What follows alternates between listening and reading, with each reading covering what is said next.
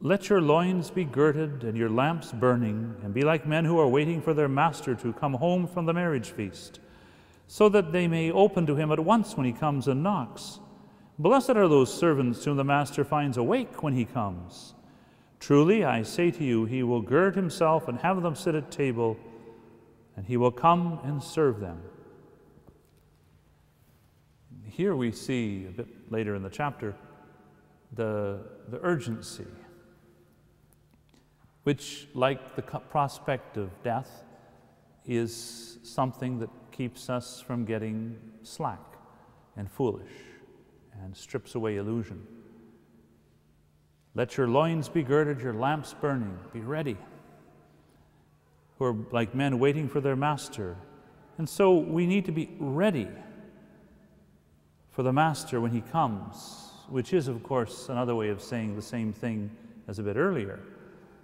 Fool, this night your soul will be asked of you. When the master comes, truly I say to you, he will gird himself and have them sit at table, and he will come and serve them, if they're ready for the master to come, and not just counting their barns and things like that. If he comes in the second watch or in the third and finds them so, blessed are those servants. But know this, that if the householder had known at what hour the thief was coming, he would not have left his house to be broken into. You also must be ready, for the Son of Man is coming at an unexpected hour. And that is so true. There's a lot more variability and unexpectedness in life than what the covetous man who's building his barns thinks. He thinks he's secure. But this life is not secure. All that is secure is the love we give away. And so the Son of Man is coming at an unexpected hour. Because if we could predict and control, then we would be owning time as well as possessions in a barn. We don't own any of that, including time. We do not own time. We're just loaned a little bit of it. 24 hours of it are doled out every day, except the day we're born and the day we die. And we probably will get a little less than the full 24. And so, you also must be ready, alert. It's the only way. So let's ask the Lord to help us in that. To help us to be like those servants who are waiting for the Master, eager, on the tiptoe of anticipation. One translation of the old Bible says, eager to meet the Lord, not slack and just sort of sitting back and counting their barns. Lord, may I be ready, eager, joyful, ready to meet you, and living so that if it's today or 20, 30 years from now, it really doesn't matter. If I am living ready to meet the Lord today and not saying I've got barns full for many years to come so I can just relax, if I'm ready to meet him today, then I will be ready every day until he comes, whenever that may be, and it doesn't matter when. Then we can live at peace, and that's the only way.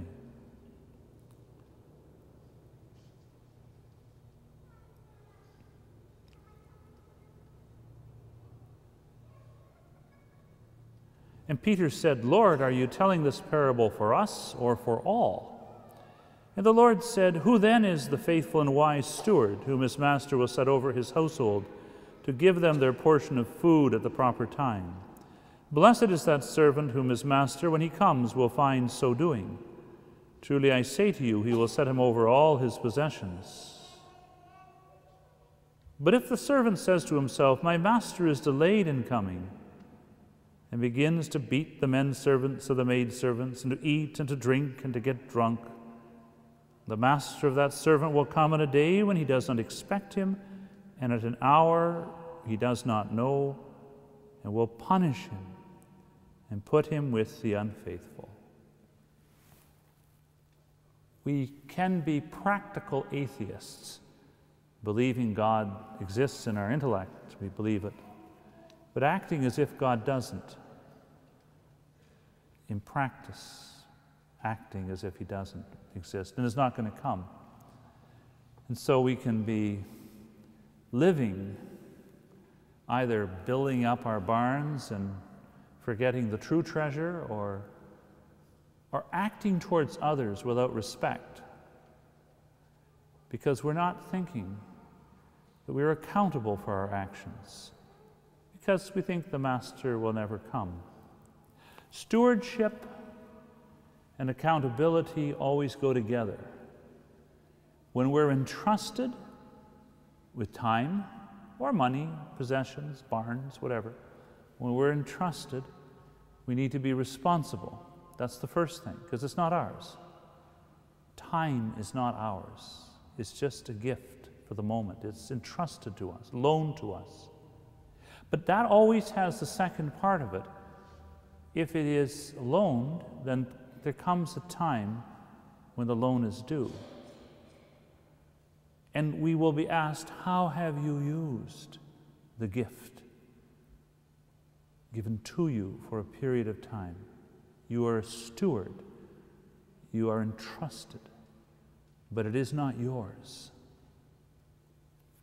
And so always, the gratitude of receiving God's gift, to be able to use it, is combined with the sharp reminder of accountability.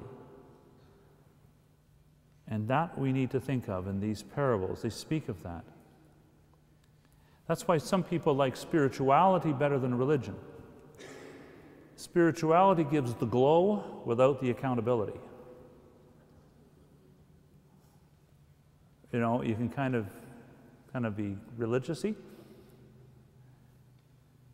but then the 10 Commandments become the 10 suggestions, and you know. And it's sort of vague. But accountability is not a bad thing, it's a good thing. It sharpens our mind and our heart, and it helps us to live with integrity. And that is alone where we will find peace. Peace be with you. When we are ripped up within ourselves, we do not have the peace the Lord speaks of in the Gospel of the Sunday after Easter today. Peace be with you.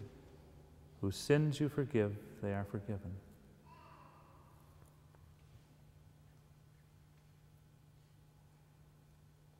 And that servant who knew his master's will, but did not make ready or act according to his will, shall receive a severe beating.